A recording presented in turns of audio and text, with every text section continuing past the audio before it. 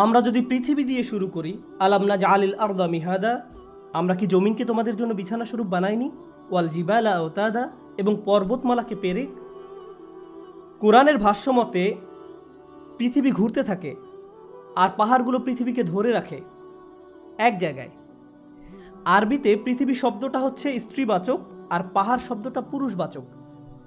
পৃথিবী জন্ম দেয়, এজন্য এটাকে মিহাদা বলা হয়, যা আসছে মাহাদ থেকে, যার অর্থ মায়ের কোল।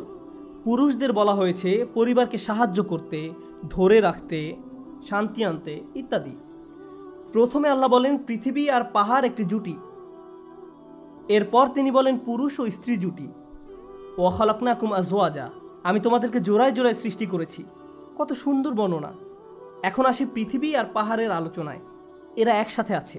আমরা যদি চিন্তা করি, এই বিশাল জমিনের সব থেকে বিশিষ্ট জিনিস কি? পাহাড়। এর শেষ প্রান্তে বিশাল আকাশ। আকাশের সবচেয়ে বিশেষ জিনিস কি? সূর্য। ভূমির বিশালতা দিয়ে শুরু হয়ে তা শেষ হয়েছে আকাশের বিশালতায়। এভাবেই কোনো কিছু শুরু বা শেষ হয় জোড়ায় জোড়ায়। দ্বিতীয়ত আল্লাহ বলেন তিনি পুরুষ ও স্ত্রীদেরকে জোড়ায় জোড়ায় সৃষ্টি করেছেন। আল্লাহ বলেন ওয়াজআলনাল লাইলা লিবাসা ওয়াজআলনান নাহারা মাআশা, আমি রাত্রিকে করেছি আবরণ স্বরূপ এবং দিনকে করেছি জীবিকা অর্জনের সময়।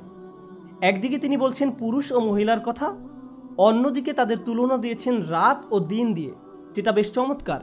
কুরআনের অন্য স্থানে আল্লাহ বলেন ওয়াল্লাইলি ইযা ইয়াগশা, রাতের শপথ যখন সে আচ্ছন্ন করে, ওয়ান নাহারি ইযা তাজাল্লা, দিনের শপথ যখন সে আলোকিত হয়, ওয়ামা খালাকাজ যাকারা ওয়াল উনসা, এবং তার শপথ যিনি নর এবং নারী সৃষ্টি করেছেন।